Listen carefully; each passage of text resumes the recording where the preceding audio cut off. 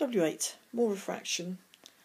The picture of it is of a diamond, and the reason we've got that is that a diamond has a very high refractive index, which means if it's cut properly the light bounces around inside it, and that's why it looks so beautiful. So here we've got a diagram of some light going into glass. So it's coming this way, hitting the glass surface, and then changing direction as it goes in. So that's the diagram. Now we've got some useful labels on this diagram. So if you have a look here at triangle X, Y, Y dash, which is up here, down there, across there. And the sine of the angle of incidence, I, here, is the opposite over the hypotenuse, which is, opposite is Y, Y dash. Hypotenuse is X, Y dash, along there. So we've got the sine of I there. In the triangle inside the glass, this one here, we've got the angle of refraction here, and the sine of that angle again is opposite over hypotenuse, so its opposite is X, X dash, over the hypotenuse is X, Y dash, right along there. So we've got the formula for the angle of refraction as well.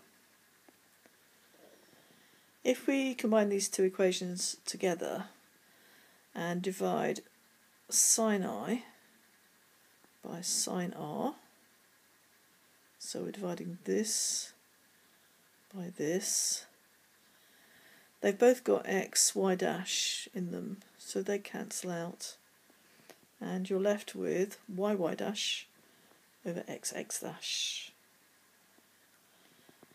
Now, Y, Y dash is this distance here,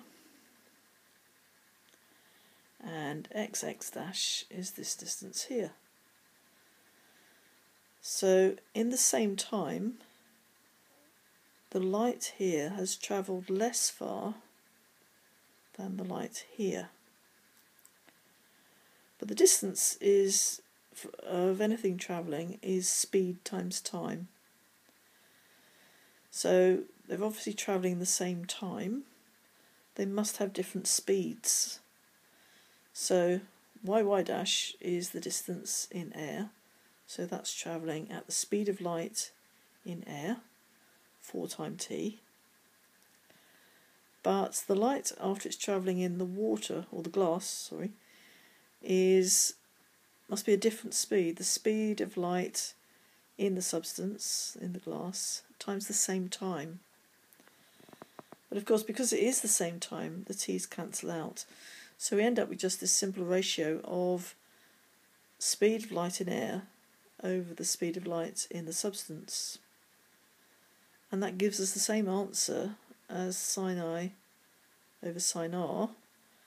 So C over CS must also be the refractive index of the glass, NS. So we've got this. The refractive index of the substance is the speed of light in air divided by the speed of light in the substance.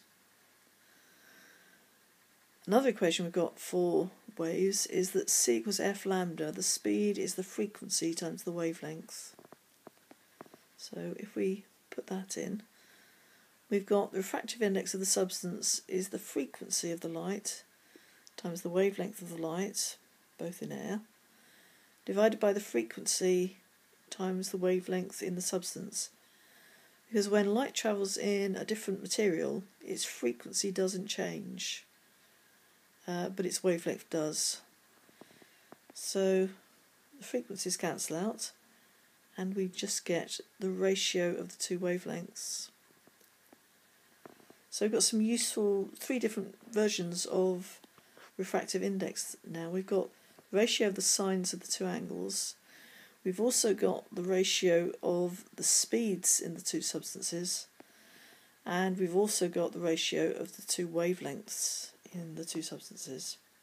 So we've got quite a lot of useful equations there that we can use to solve problems with.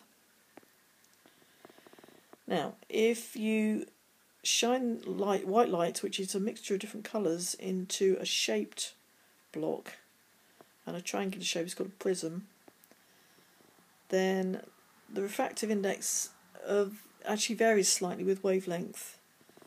So what you get is the wavelength, as the wavelength gets shorter, the refractive index increases, and that means the light bends more. So if you look at the diagram here, red has got quite a long wavelength, so it has a lower refractive index than violet, which has a much shorter wavelength. So through a prism, red doesn't bend as much as violet does, and what you get is the light breaking up into a rainbow. So some useful numbers just to bear in mind, useful if you can get these in your head. Red light has a wavelength of about 600 nanometers, and violet light has a wavelength of about 350 nanometers. And it is quite useful to know those, because if you're doing calculations, sometimes you can at least work out whether your answer is reasonable or not.